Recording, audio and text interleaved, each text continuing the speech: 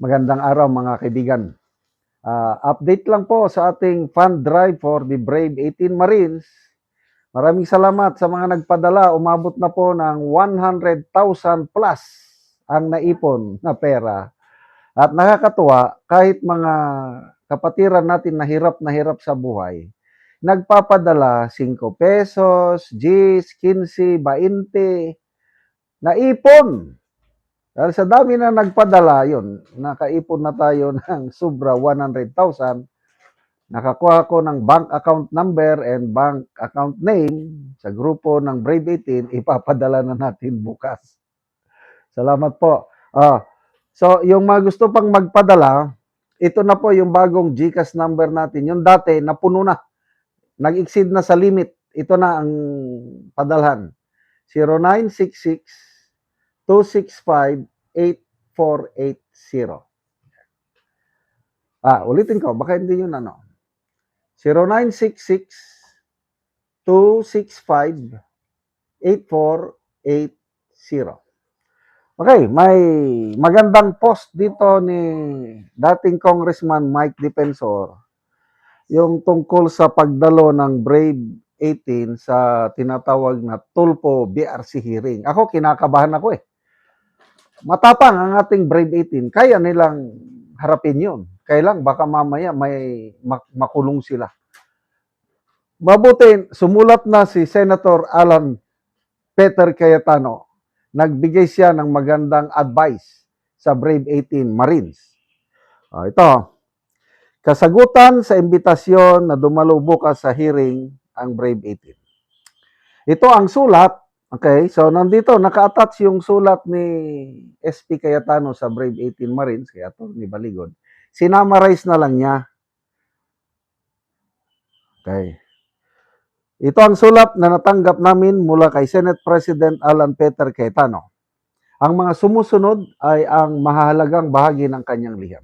Number 1, kinilala at pinasalamatan niya si Attorney Levi Baligod at ang Brave 18 sa kanilang pagharap sa Blue Ribbon Committee noong Hunyo 4, 2026 at binigyan diin ang katapangan at personal na sakripisyo kanilang ginawa. Nilinaw niya na ang pagdinig na sinasabing nakatakda sa Hunyo 8 bukas ay hindi autorisado ng kanyang tanggapan ni Senator Pia Cayetano bilang chairperson ng committee o ni Senator Rodante Marcoleta bilang chairperson ng subcommittee. Binigyan din niya na ang mga opisyal na paanyaya at abiso para sa mga pagdinig ay maaari lamang magmula sa tanggapan ni Senator Pia Cayetano, tanggapan ni Senator Rodante Marcoleta o sa committee secretariat na kumikilos sa ilalim ng kanilang kapangyarihan.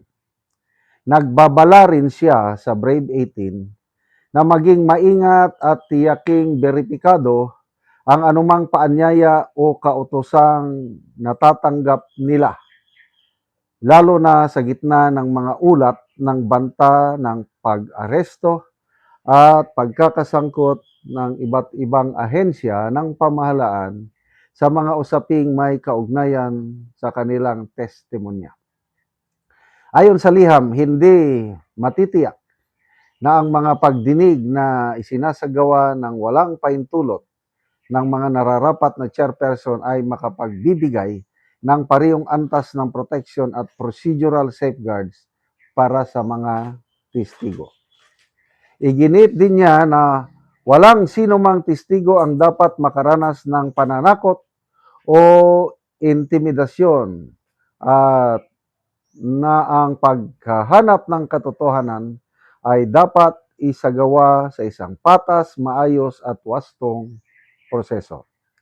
Mahalaga ang mga paglilinaw na ito sapagkat pinagtitibay nito ang pangangailangang protektahan ang mga testigo, igalang ang due process at tiyaking ang paghahanap ng katotohanan ay isinasagawa sa liham sa ilalim ng wastong autoridad at naayon sa mga patakaran sa Senado. Wow! To me, this is a very good news. Ulitin ko, ninenervyos ako kung ano ba, mag-attend ba sila o hindi. On one side, gusto kong mag-attend sila para ma-cross-examine sila ng mga pinangalanan nilang na-delivera ng maleta. Kailang, ito opinion ko lang ha, baka magresulta ito sa contempt o kung ano, maalala nyo yung kay Colonel Grijaldo nung Quadcom, 6 na buwan sang nakulong. Kaya nakikita ko, posibleng ganyan din ang mangyari sa mga Brave 18 pag hindi sila nag-ingat. Kaya salamat po, Senator Alan Peter Cayetano sa sulat nito. At least, meron ng basihan ang Brave 18 ni Atty. Baligod na bakit hindi sila pumunta. O, isite lang niya. Sulat ng Senate President. So, ito na, labanan na naman ito ng sino ba talaga ang legal na Senate President. Gatchalian or Cayetano. Babalik at babalik doon ang issue. So to me, ang legal ay si SP Cayetano. Dahil 12 lang sila eh.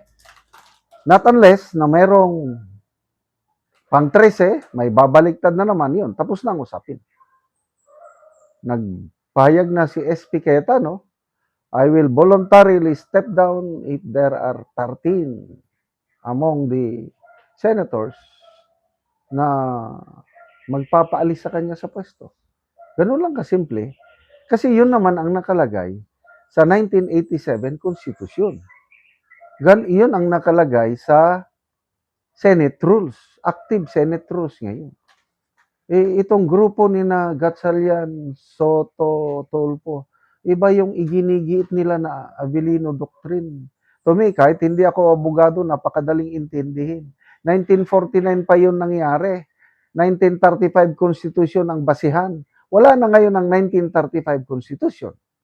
So anong mananaig? Dapat yung 1987 Constitution. So mabuhay po kayo, Senator SP Cayetano at Brave 18 Marines, Atty. Baligod sa sulat na ito. Salamat mga kaibigan sa inyong pagsubaybay sa channel nito. Nakakatulong kayo na malaki sa tribong Talandig ng Bukidnon dahil ang income natin sa channel na ito is pantulong po sa tribo. Namimigay tayo ng libreng yero at pako para makapagpatayo sila ng mas maayos na tirahan. Panoorin niyo ang video na ito. Karon mo na ni ang matagaan og yero si ate.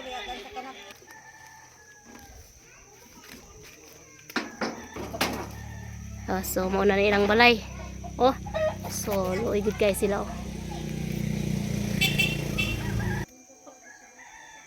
So mo lang nang ilang balay. So mo na mong gitagaan og yero si ate. Og mo ni ang ilang kahimtang dari sulod. Oh, so ginapuy-an pa ni. So tan-awa ang abuhan guys oh. So makita nimo nga luoy gid kay sila ang ilang kahimtang. Walang nang ilang abuhan.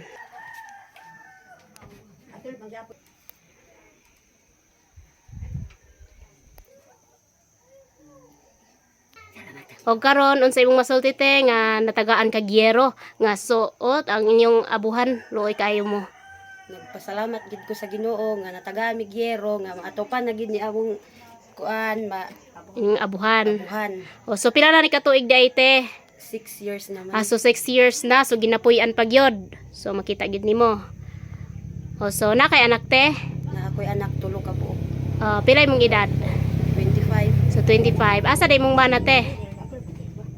naa sa Cagayan man. So nagtrabaho siya. So unsa na lang gid ka ang inyong pangunabuhian karon? Gauma man gyapon ni. So panguma lang. So si ate mag-uuma lang sila. So tungod sa ilang kaliso dili sila paka-afford sa yero.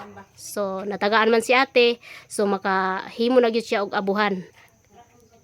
Daghan gyud salamat sa Ginoo ug sa nagatan-aw ug sa nagatabang. Sige ate, salamat pod. Salamat.